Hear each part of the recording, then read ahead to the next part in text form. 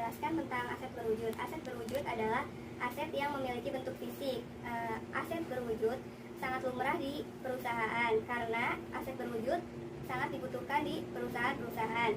Yang pertama yaitu alat perkantoran, yang contohnya adalah komputer, alat hitung, dan lain-lain yang memiliki nilai ekonomi 1 tahun. Yang kedua ada kendaraan. Kendaraan dipakai untuk alat bertransaksi barang ataupun jasa. Yang ketiga ada tanah. Yang keempat ada gedung. Yang kelima ada mesin. Yang selanjutnya saya akan menjelaskan tentang aset tidak berwujud. Aset tidak berwujud adalah aset yang tidak kasat mata. Biasanya aset tidak berwujud yaitu hak-hak yang dimiliki oleh perusahaan. Yang pertama yaitu hak cipta, yang kedua hak paten, yang ketiga merek dagang, yang keempat ada nama baik perusahaan. Yang selanjutnya adalah saya akan menjelaskan tentang aset keuangan. Aset keuangan adalah aset tidak berwujud yang memiliki nilai karena adanya klaim kontrak dalam bentuk deposito bank, obligasi, reksadana, sertifikat deposito, dan saham. Selanjutnya adalah saya akan menjelaskan tentang hubungan antara aset keuangan dengan aset berwujud. Adalah keduanya merupakan arus kas yang didapatkan di masa yang akan datang. Hasil dari arus kas keuangan didapatkan dari hasil aset berwujud. Jadi semakin tinggi kas dari aset berwujud, maka semakin tinggi pula aset keuangan. Pada akhirnya semakin banyak kas dari aset keuangan, maka semakin mudah kebutuhan dari aset berwujud. Yang selanjutnya saya akan menjelaskan tentang perbedaan antara pasar uang dengan pasar modal. Perbedaannya yaitu pertama letak jangka waktunya. Jadi jangka waktu dari pasar uang itu sendiri dia tuh kurang dari 1 tahun atau bisa disebut dengan jangka pendek. Jadi para investor itu memanfaatkan untuk keperluan jangka pendek. Nah, kalau misalnya pasar modal itu jangka waktunya lebih dari 1 tahun. Jadi biasanya para investor itu memanfaatkannya untuk memutar dana. Nah, yang kedua itu perbedaannya kita bisa lihat dari produk yang diperjualbelikannya. Kalau misalnya di pasar uang yang diperjualbelikannya itu yaitu SBI, yaitu sertifikat Bank Indonesia. Terus ada sertifikat deposito, terus ada sertifikat pasar uang dan lain sebagainya. Dan yang kalau misalnya yang diperjualbelikan di dalam pasar modal, yang pertama yaitu obligasi, kedua saham, ketiga ada reksadana. Selanjutnya adalah terletak perbedaannya yaitu otoritas. Jadi otoritas itu kalau misalnya pasar uang dia itu yang mengatur itu semuanya itu Bank Indonesia, dari mengatur perkembangannya, wewenangnya, pokoknya semua yang diatur itu oleh Bank Indonesia. Sedangkan kalau misalnya dari pasar modal dia tuh otoritas tertingginya yaitu jasa keuangan, yaitu yang berkoordinasi dengan bursa efek. Yang selanjutnya perbedaannya yaitu dari resikonya. Kalau misalnya perusahaan uang beresiko dari fluktuasi surat berharga yang mengakibatkan inflasi, gagal bayar, terus capital flow, serta merubah nilai mata uang.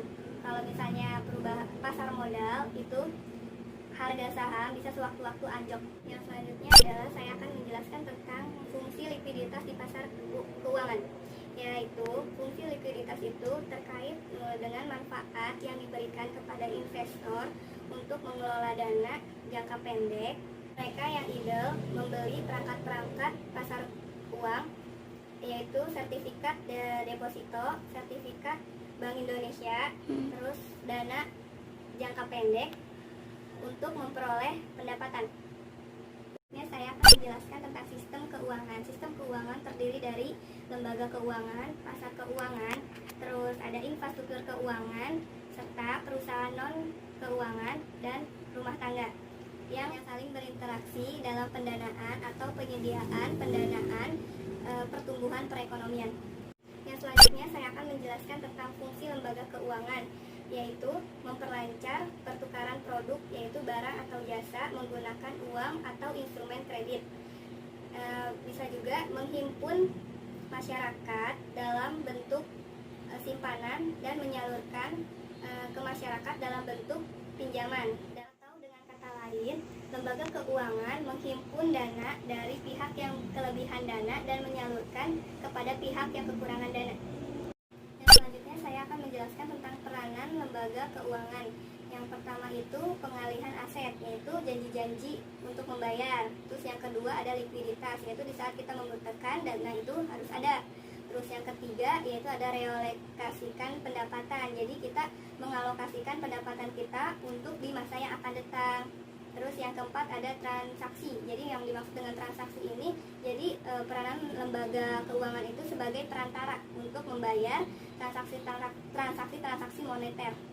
Selanjutnya saya akan menjelaskan tentang macam-macam jasa keuangan. Yang pertama adalah perusahaan penjamin kredit. Jadi tujuan dari perusahaan ini yaitu untuk membantu usaha kecil, usaha menengah, usaha mikro untuk mengakses dana ke lembaga keuangan lainnya, misalnya perbankan.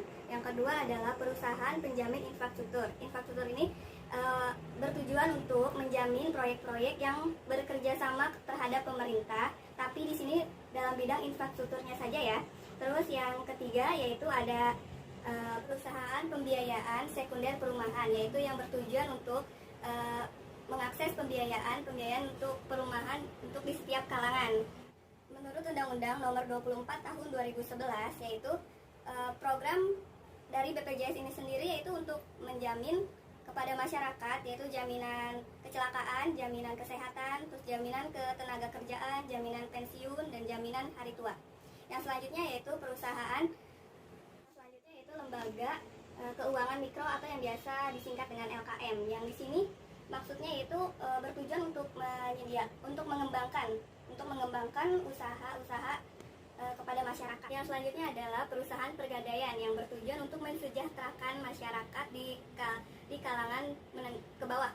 Jadi kalau maksud dari sini adalah dia mensejahterakan karena membantu untuk usaha kecil, menengah atau mikro untuk melakukan pinjaman dana dengan bunga yang sangat kecil.